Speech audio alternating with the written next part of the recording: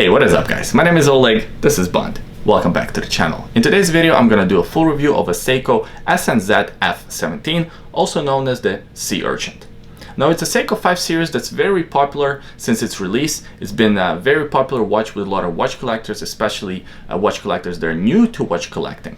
And I've had this watch in my wish list for a long time now. I can't tell you the number of times I put it in my shopping cart and then quickly took it out before completing the transaction. So a couple of months ago, I was browsing local classifieds and I found one of the local sellers actually selling their Seiko Sea Urchin. The condition was pretty good and the price was great. Didn't come with box or papers, but that's okay. So I went ahead and bought one. Now let's review it and see if it was worth the wait. Seiko Sea Urchin. Let's start this review, as always, by looking at the dimensions of the case. We have a case diameter of 41 millimeters, excluding the crown guards, a lug-to-lug width of 49 millimeters, a lug width of 22 millimeters, and the thickness of almost 13 millimeters. The watch has an all stainless steel case with the stainless steel bracelet. The finishes on the watch are pretty good. We have a brushed on the top, bit of a bevel here, and polished on the sides, as well as polished on this side here. Yeah, not too bad. So I should say that the watch could be found online for about 150, 140 US dollars. The watch is also available on a rubber strap. I would consider it actually buying on a stainless steel bracelet. The bracelet is not fantastic, so it is a hollow end links bracelet, which would be my first negative. And if you had experience with any of these entry-level Seikos, you probably have experienced a bracelet like this or a bracelet very similar to it. So again, just a simple clasp here, 3 micro adjustments, a fold over safety mechanism signed with Seiko, 2 push release, and it is a pressed metal clasp, so it's not engineered.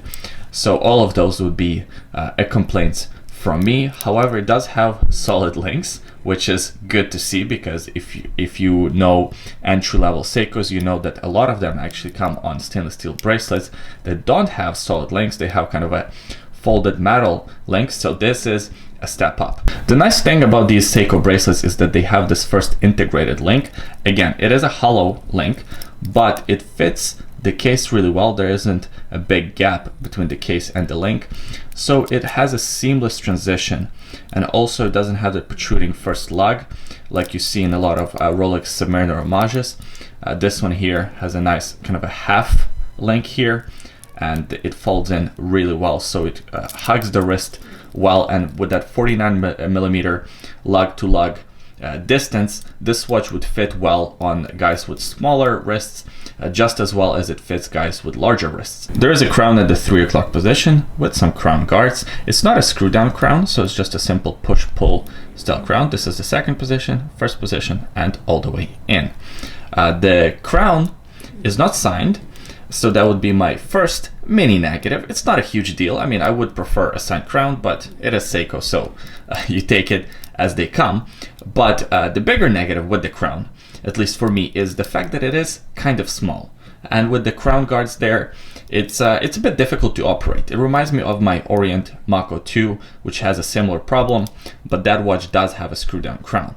So now that this crown is not a screw down crown, you get only 100 meters of water resistance. Now I say only, most of us don't need even that.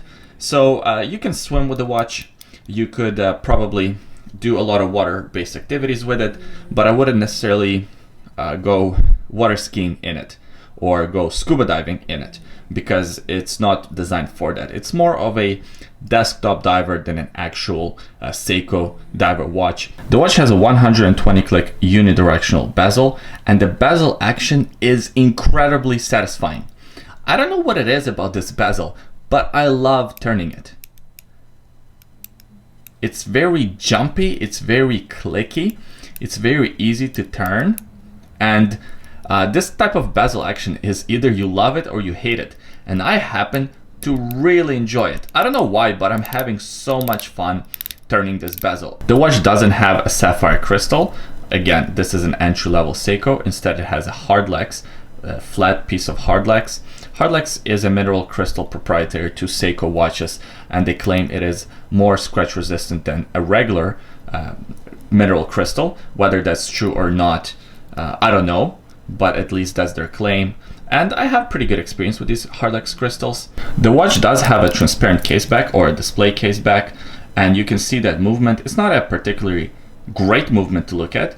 It's the Seiko SNZF17 movement, which is found in a lot of entry-level watches, including the legendary SKX and a lot of Seiko 5 models, like this watch here is.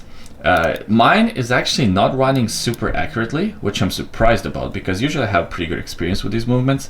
This one is running 30 seconds fast, sometimes 34 seconds fast, somewhere between 30 and 35 seconds plus per day.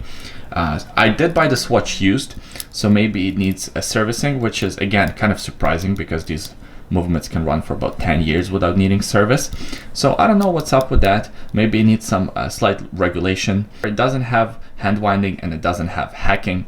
That's fine. I can live without. Hand winding, as I stated in many videos before, is a big no-no for me. So if you just take a look at this dial, at this design, at the bezel, there is a lot going on and a lot of elements of it I do like. I love these hands.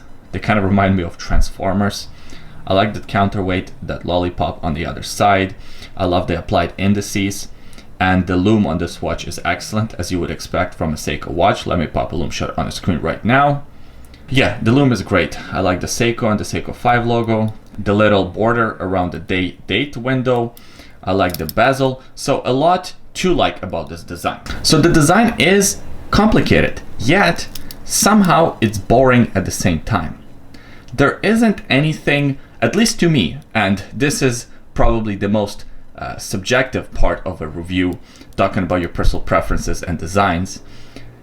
Nothing really grabs me about this watch.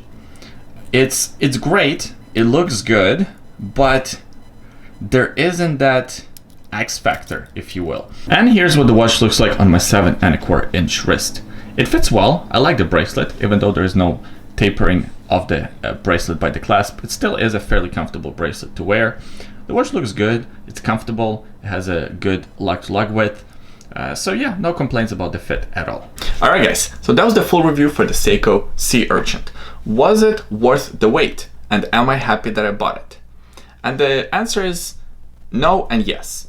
Was it worth the wait? Not really. To be honest, I'm a bit underwhelmed. Maybe it's my fault for having my expectations too high. The watch is pretty good, don't get me wrong. And for $150 or $140, it's a fairly solid package of what it offers. However, there are quite a few shortcomings with this watch, and the design just didn't intrigue me enough. Yes, it's quite complicated with a lot of different contrasts and a lot going on with the bezel and the dial. It's a handsome watch to look at. At the same time, it's a bit boring. It's a bit underwhelming on your wrist. Chances are no one will even notice that you're wearing that watch. So that's why I think I'm gonna let this one go. I am still very happy that I did buy it, that I had experience with this watch, but I do have quite a few Seikos in my collection, and I do have quite a few of these affordable diver watches. Unfortunately, the Seiko Urchin is not going to be sticking around for much longer. I appreciate you watching this video until the end. Please leave a comment in the comment section below. Let me know what you think about the Seiko Urchin. Do you have one in your collection? Are you looking to get one for your collection? Leave all those thoughts. I always enjoy reading your comments. By the way, today on my wrist I'm wearing my Star King dress watch. I did a full review of this timepiece and I have it on this cheap leather strap, but it looks pretty good and it fits the wrist nicely. Also, in the description of this video there is a secret link. Check it out. I hope you like this one. Thanks for watching this video. I hope you enjoyed it, and I'll see you guys next time. Bye.